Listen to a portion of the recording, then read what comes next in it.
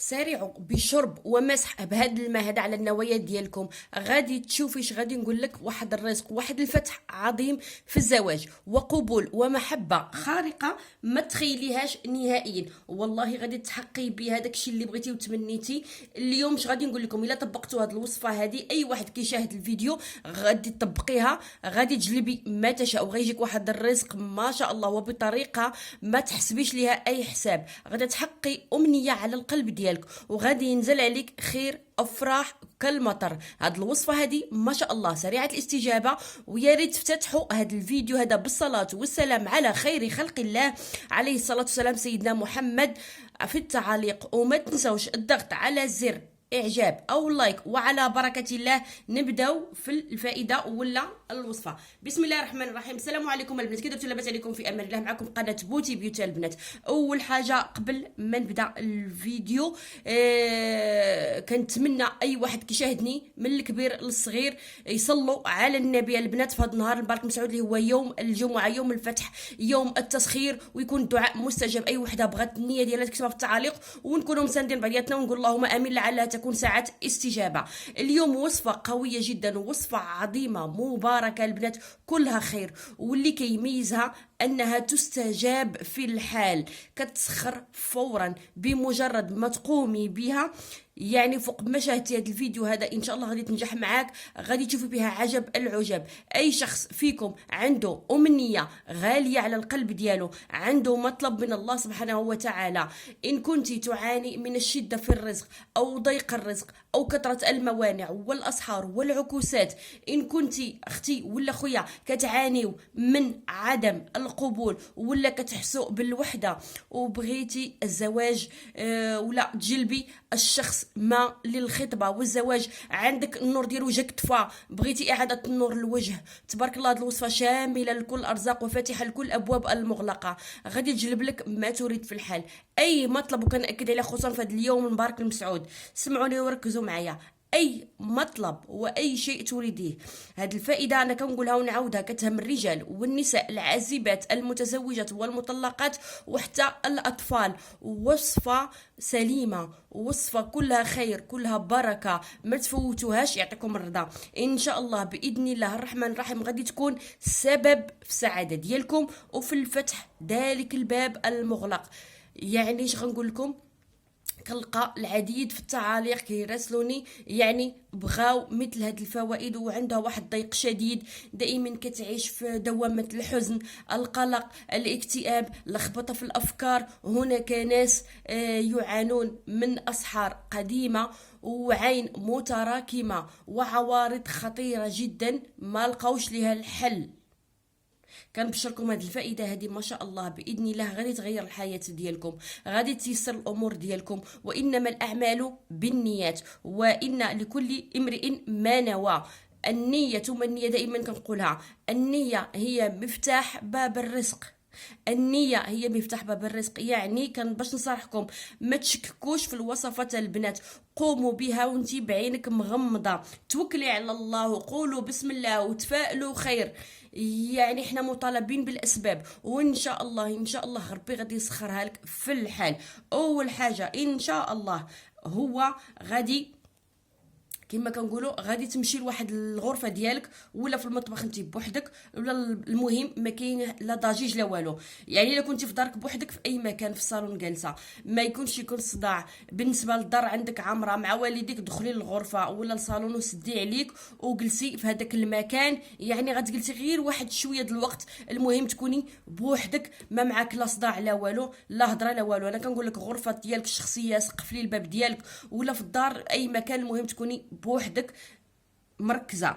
تاني حاجه غادي تفتحي النافذه. الا كنتي دخلتي للغرفه، الا الغرفه فيها نافذه، حاولي فتحي ديك النافذه.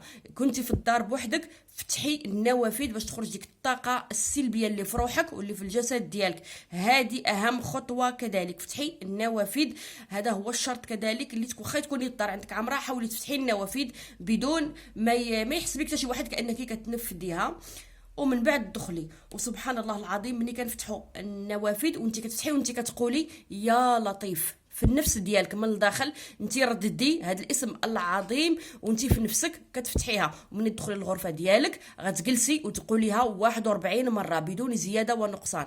انا قلت انت كتفتحي النافذه وانت نفسك كتقولي يا لطيف، ولكن منين تجلسي بوحدك في الغرفه ديالك غادي تجلسي وانت في نفسك غادي تقولي 41 مره يا لطيف يا لطيف يا لطيف بدون زياده او نقصان. وكنأكد الى الغرفه فيها النافذه فتحيها لطرد الطاقه السلبيه اللي فيك نتيا وفي روحك وفي الجسد ديالك واللي دايره بك. قلنا الشرط الثاني انك ترددي يا لطيف 41 مره، يا لطيف الاسم الاعظم الجليل يا لطيف. وكذلك فتح النوافذ وانت كتقولي يا لطيف 41 مره. انا كنكررها يعطيكم مرضى باش تطبقوها بانضباط. وبعدها غادي تاخدي كاس، وكنفضل يكون كاس ديال الزاج. كاس ديال الزاج دائما الكاس يكون من الزجاجه البنات، وملؤوه بالماء، الماء العادي اللي كنشربوا، ولا ماء المطر هما دابا كنجمعوها البنات، ولا الماء المعدني اللي كيتباع في المتاجر.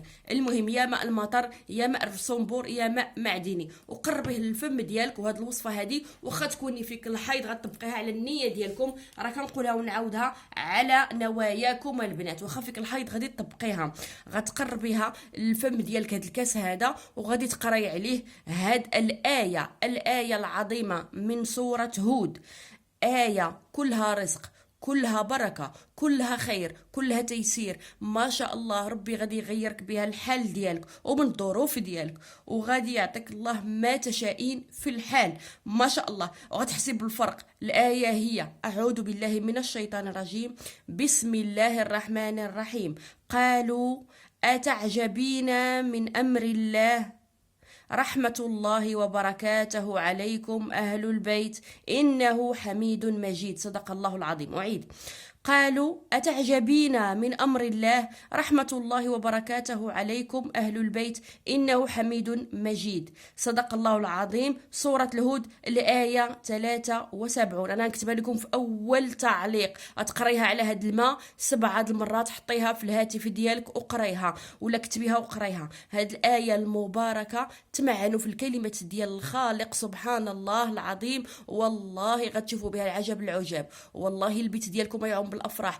وش غنقول لك، غادي تطرد داك النحس اللي كان دائما كيتبعك وكيخلي دائما اموركم يعني كترجع للوراء. وبعدها غادي تشربي هاد الماء هذا ومسحي به الوجه ديالك. قولي بسم الله وشربي هاد الماء ومسحي وجهك وكملي داك الكاس بالماء. كل شخص فينا عنده النوايا ديالو، عنده المطالب ديالو، عنده دعوه في القلب ديالو، عنده امنيه غاليه كيتمناها. يعني قبل ما تطبقوا هاد الفائده حاولوا ما امكن انكم تنويوا النيه الخالصه. لا تقنطوا من رحمه الله، فرحمه الله وسعت كل شيء. ولو كانت أمنية ديالك مستحيلة ولا كتبدو في النظر ديالك جد مستعصية، إن شاء الله الرحمن الرحيم بفضل الله سبحانه وتعالى وببركة هذا الماء المبارك الطاهر غادي يرزقك الله فرحة قريبة تغير مجرى الحياة ديالك إن شاء الله، وغادي تساعدك سعادة ما غاديش تحزني بعدها نهائيا. كنأكد ما كان اللي كنقول لكم البنات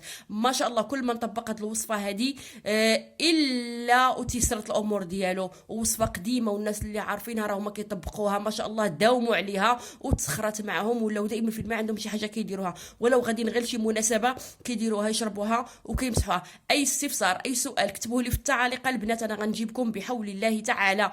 وما تنساوش باش تختموا المشاهده ديالكم بالصلاه والسلام على سيدنا محمد، وبالامنيات ديالكم كتبوها في التعاليق، ولعلها تكون ساعه استجابه ونحن عنها غافلون. واي واحد كتب شي دعوه كتبوا من وراه امين، راه فيها غير الاجر البنات. وما تنسوش تضغط على زر لايك. والايه الكريمه من سوره هود انا نكتبها لكم في اول تعليق باذن الله. بسلام عليكم الى فيديو اخر.